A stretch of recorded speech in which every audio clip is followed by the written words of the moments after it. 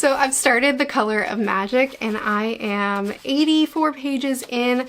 I've just started the second part. Apparently he split his books into parts here at the beginning. I have been warned that The Color of Magic is not great Pratchett. That the rest of Pratchett is excellent, but the beginning, the first two books, you don't have to read those. You can just skip them. I don't know. I'm having a really good time.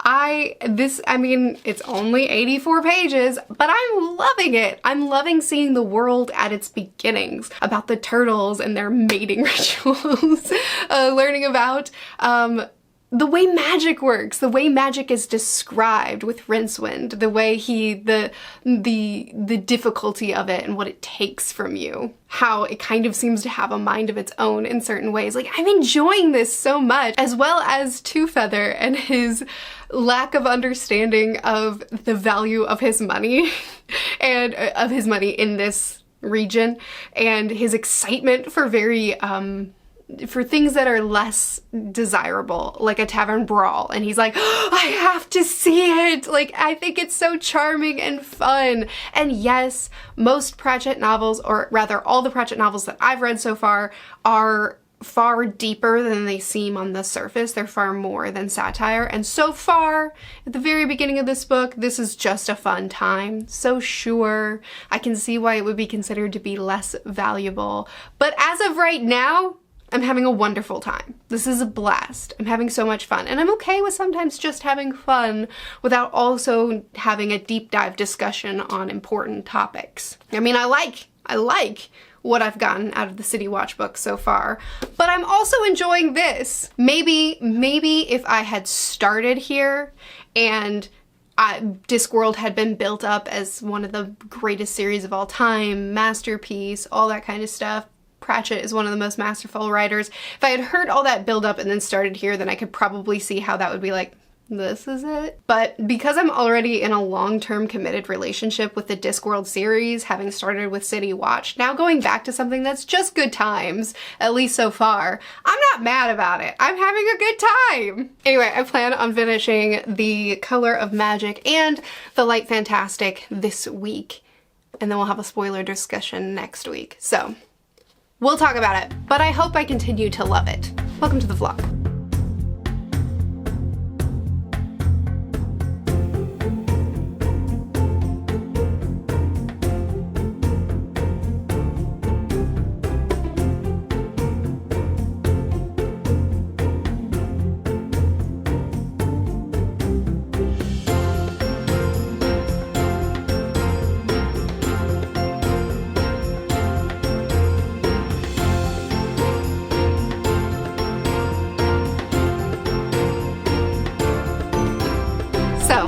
I'm gonna be really honest with you. I loved this book.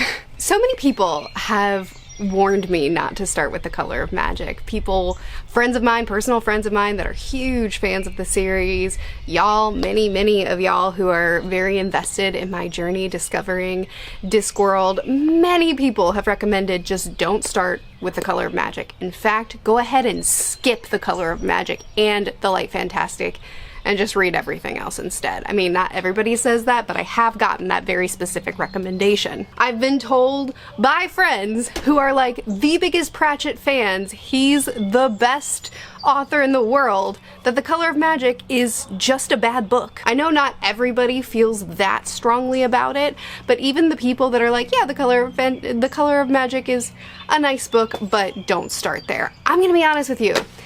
If in January, when I picked up my first Terry Pratchett book, my first Discworld book, which was Guards, if in January I started with The Color of Magic instead, which I was debating starting with and was warned away from, I would have made the exact same commitment. I would have come out of that book saying, all right, one book a month for all of 2023, I'm reading Discworld.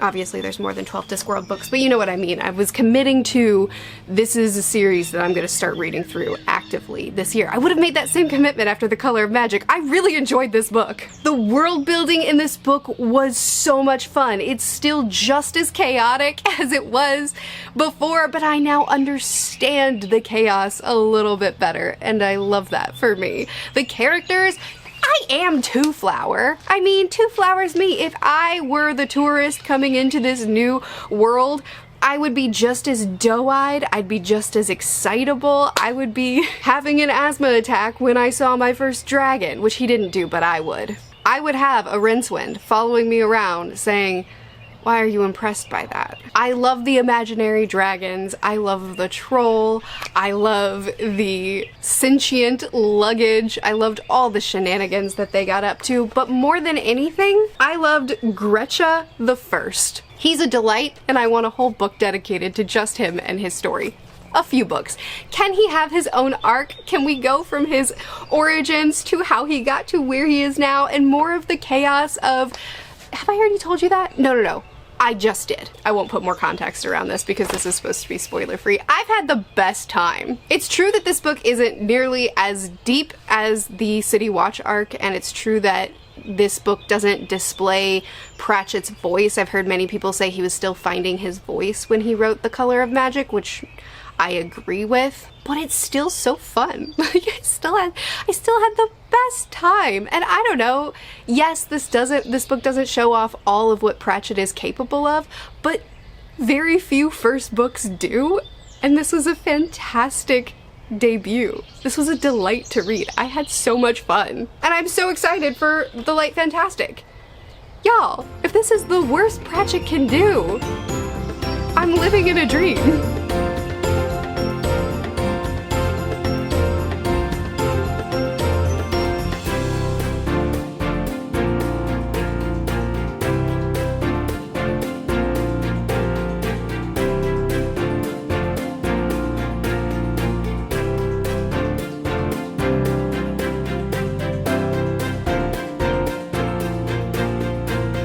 I've read The Light Fantastic. So the sequel, I was encouraged to read these back to back because they really are. The sequel is a direct continuation. It's can be treated as the same book, which was really good advice, I think. And we just got more from this. We have a little bit more, we're getting into a little bit more of Pratchett humor with this one. I feel like I see his voice a little bit more in this one than I did in this one. We got to know the wizards a little bit more, got to know more about the magic and how it works. We got some silliness with all that, as well as some gravity to it, which I really liked. Further of building the world and building the city, which I love. Had some great conversations with Death. He may look different in these books than he does in the City Watch, or act different, but he's a delight here too, so I'm not mad. Got to hang out in the underworld for a minute. The sentient suitcase, the sentient luggage, somehow has as much personality as anyone else in these two books. Sorry, my memory card filled up. Even though it doesn't have a single line in the series, but so full of personality, it was lovely. It was just a lot of fun. Again, these books are just a lot of fun. I'm having a great time. And with how short they are, 250 pages each-ish. That one's 275. 275, 255.